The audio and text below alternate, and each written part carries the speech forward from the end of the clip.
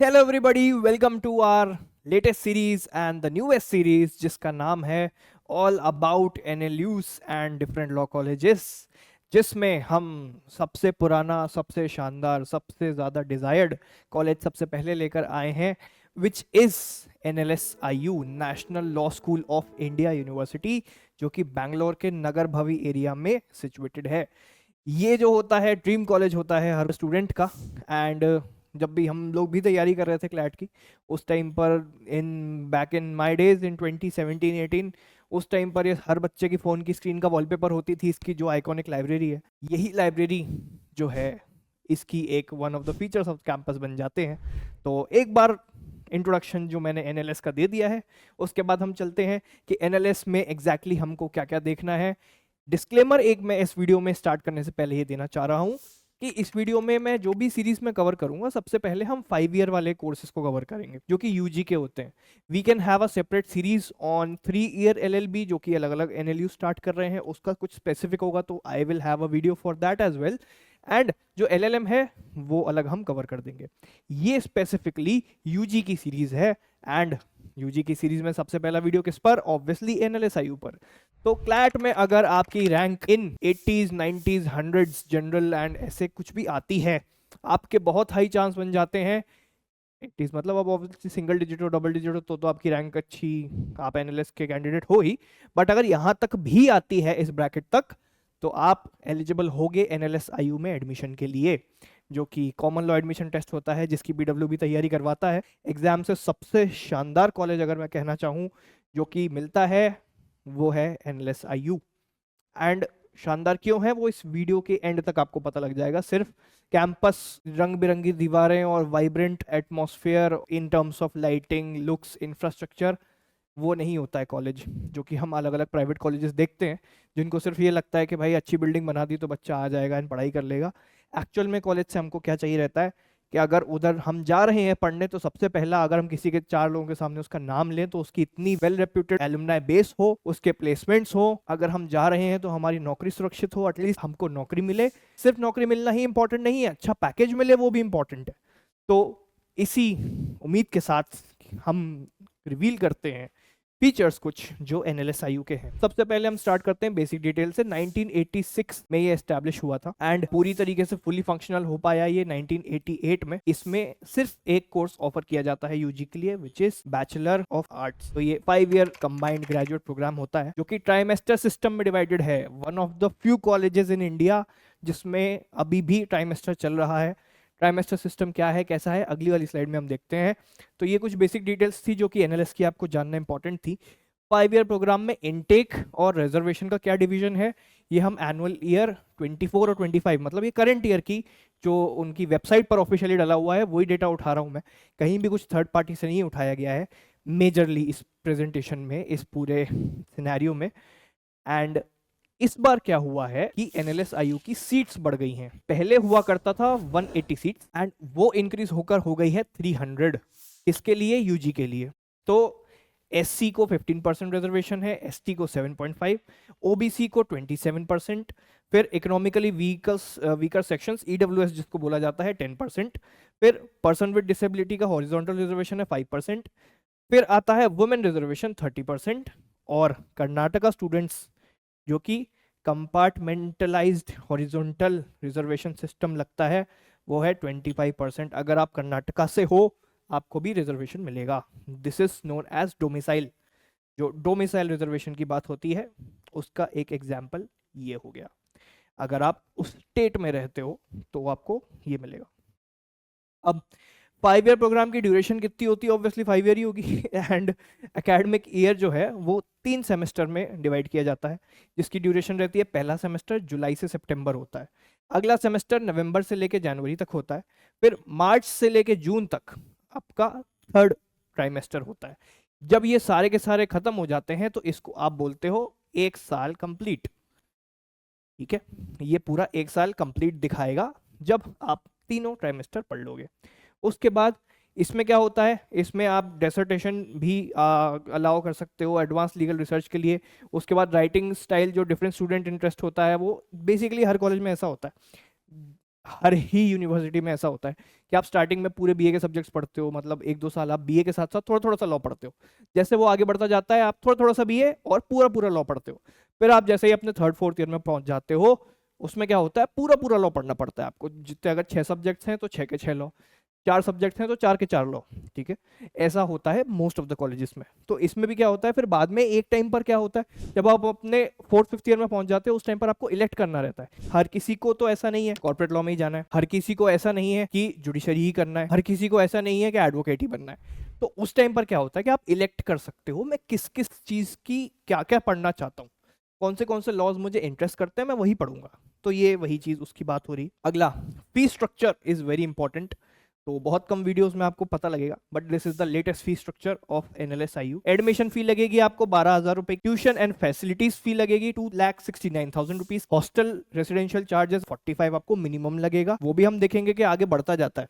अगर आपको 3 seater hostel लेना है तो कम लगेगा, आपको डबल लेना है तो और थोड़ा सा ज्यादा लगेगा, सिंगल रूम लेना है तो सबसे ज्यादा लगेगा। वो ऐसे इंक्रीमेंटल बेसिस पर रहता है। इसमें अगर मैं आपको एक चीज बताऊं, तो एनएलएस में फर्स्ट ईयर से आप नहीं ले सकते सिंगल रूम, सेकेंड ईयर से ले सकते हो। ये चीज एक नोटवर्दी थी। मेस के साल भर के चार्जेस आपके कितने हैं, 67,500। टोटल पर एनम आपका लग जाएगा 3,93,000। अगर इसमें मैं मिसलेनियस भी चीजें ऐड कर दूं, पर्सनल एक्सपेंस अगर मिला के आप बोलोगे, आप साल भर का टोटल मोटा मोटा बैंगलोर में रहने का आने जाने का खर्चा वर्चा मिला के, ये तो आपको एनएलएस का खर्चा है। ठीक है, तो आपका पापा को अगर बताना हो, ठीक है, पापा मम्मी को अगर बताना हो, तो 4.5 से 5 लाख पर ईयर आप एक्सपेक्ट कर सकते हो।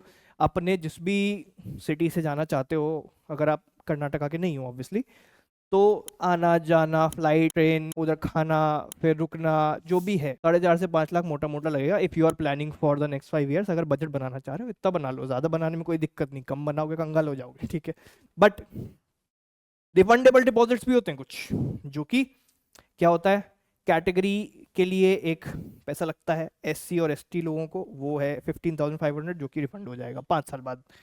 Refundable deposit for other students 20,000, जो एससी एसटी के लिए इतना है, वही बाकी लोगों के लिए 20,000 है, सेम अमाउंट। ठीक है, same reason for the refund. अब उसके बाद total amount payable by SC ST students for the university, वो कितना बन जाता है, 4,09,000। और ये भी अगर मैं इसमें क्लब कर दूं तो वो कितना बन जाएगा बाकी लोगों के लिए, 4,13,500। 4,13,500 इज योर कॉस्ट। अगर आप कॉस्ट मतलब इतना तो जाएगा ही जाएगा एनएलएसआईयू में अगर पढ़ना है तो, मोटा मोटा अगर मैं मान लूँ इतना ही आएगा, 5 लाख के आसपास। ठीक है, तो यही चीज़ मैं इसमें एडिशनल एक्सपेंसेस भी मिला रहा था, ये ऑफिशियल कॉलेज की तरफ से कुछ नहीं है, मैंने ऑफिशियल वाला बताया। मैं एक्सपीरियंस से अपने मिसलेनियस एक्सपेंस मिला जुला कर ये बता रहा हूँ, इतना आ जाता है। किसी भी कॉलेज में जाओगे तो, बैंगलोर में जाओगे इतना ही आएगा। घूमना फिरना पार्टी नहीं है एक्सक्लूडेड, अब वो उसकी कोई अपर लिमिट नहीं है, बट बेसिक कॉस्ट तो इतनी लगती है। अगला, 23 एकड़ का इनका कैंपस है, जिसमें ऑब्वियसली क्लासरूम्स तो होंगे ही, वरना किस काम का कॉलेज। और कैंटीन्स हैं काफ़ी सारी, जिसमें आप चाय पानी नाश्ता जो भी चाहिए, समोसा कचौड़ी जो सब खा सकते हो। ठीक है, लाइब्रेरी इनकी काफ़ी आइकॉनिक है, जो कि आपने स्टार्टिंग ऑफ द वीडियो में देखी ली होगी। वो लाइब्रेरी सिर्फ बुक्स के लिए नहीं बची हैं आजकल लाइब्रेरीज, उसमें बुक्स तो होती हैं ऑब्वियसली। लॉ स्कूल की लाइब्रेरीज में क्या इंपॉर्टेंट होता है, जर्नल्स कैसी हैं, डेटाबेसेस कैसे हैं। जब आप लॉ कॉलेज जाते हो, आपको समझ में आ जाता है कि रैंडम गूगल सर्च से तो केसेस मिलने से रहे, एंड बहुत सारे केसेस मिलते ही नहीं हैं। कुछ एक डेटाबेस साइट्स होती हैं जिनका स्पेसिफिक एक्सेस आपको आपका कॉलेज देगा, और जितना अच्छा कॉलेज होगा उतनी ज्यादा शानदार आपको साइट्स का एक्सेस मिलेगा, उतनी ज्यादा क्वांटिटी की साइट्स का आपको एक्सेस मिलेगा। वो कौन देता है, वो वहां की लाइब्रेरी देती है। जिम विम सब सेकेंडरी चीजें हैं, बॉडी बनती रहेगी, बट करियर बनाना इस पहले इंपॉर्टेंट, तो लाइब्रेरी आपकी ज्यादा बड़ी प्रेफरेंस होनी चाहिए। बहुत एनएलयूज ऐसे भी हैं जिनमें जिम ही नहीं है, या है तो सिर्फ नाम मात्र का जिम है, तो आपके कॉलेज छोड़ दोगे उसके चक्कर में, नहीं। लाइब्रेरी में क्या क्या मिल रहा है, अगर एकेडमिक पर्सपेक्टिव से सोचना है तो वो है। हॉस्टल्स जो हैं वो नदियों के ऊपर इनके नेम्ड हैं, ऑब्वियसली बॉयज़ का अलग है, गर्ल्स का अलग है। एनएलयूज में ऐसा नहीं होता कि को रेसिडेंशियल हॉस्टल होते हैं, वो आईआईएम्स में होता है, एनएलयूज में नहीं होता है। फैकल्टी भी आपके साथ ऑन कैंपस रहती है।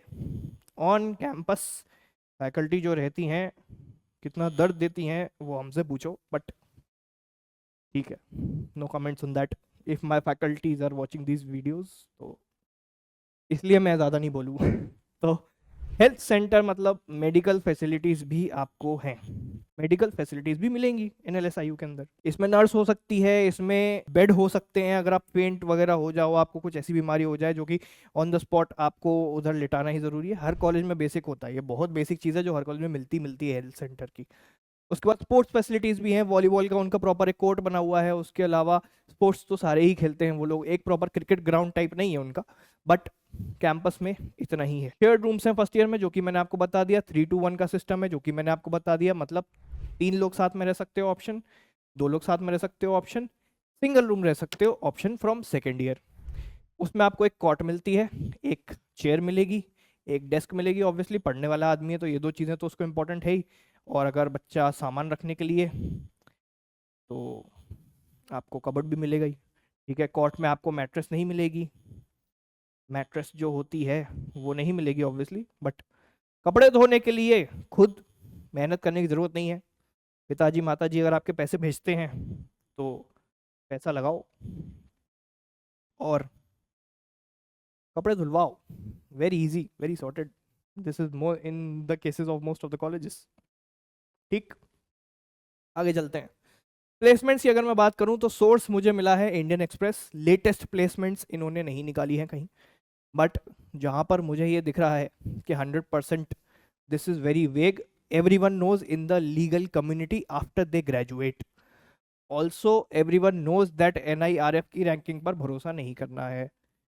तो 2 चीज़ मैंने आपको बता दी कि थोड़ा सा बच के रहें। ओके, तो इसमें भी साफ लिखा हुआ है कि इन्होंने रिलीज नहीं कराया अपनी प्लेसमेंट डिटेल्स 2023 के लिए, बट जहां तक इनको पता है वहां तक during 2021 placements median package was 15 LPA, while PG diploma students उनका 6 LPA था। मीडियन मतलब क्या होता है, इतने ही लोग इसके ऊपर हैं, इतने ही लोग इसके नीचे हैं, बीच का कौन है, वो है 15। तो अगर मुझसे आप कोई फिगर पूछोगे तो 15 LPA is very much in law, this is the highest in law in any college of the country. ठीक है, इससे सारे के सारे कॉलेजेस नीचे ही हैं। मीडियन बहुत कॉलेजेस का 12, 13, 11, 8, 7, 6 ऐसा जा रहा है, but 15 median is very much in law. इसके अगर आप हाईएस्ट की बात करो तो अराउंड 21, 22, 20, 21 ऐसा चला जाता है। ज़्यादातर लोगों का, एक्सेप्शनल लोग अगर कोई बाहर प्लेस हो गए, और जनरली कॉलेज का ज़्यादा योगदान नहीं रहता है। अगर एक्सेप्शनल केसेस की बात करूं मैं, अगर कॉलेज की कोई हाईएस्ट प्लेसमेंट जा रही है उसमें 90% मेहनत उस बच्चे की है और 10% टैग आपके कॉलेज का है। एंड जैसे जैसे आप नीचे जाते जाओ यही चीज़ बढ़ती जाती है। 99% मेहनत आपकी होगी और 1% टैग आपके कॉलेज का होगा। ठीक है, देर आर ऐसे ऐसे कॉलेजेस जिसमें बच्चा 3-3, 4-4 लाख रुपए फीस भर के आया, एंड उसमें पहले ही दिन उसके वाइस चांसलर ने बोल दिया कि भाई हमसे प्लेसमेंट की उम्मीद मत रखना। This is not the case with NLSIU।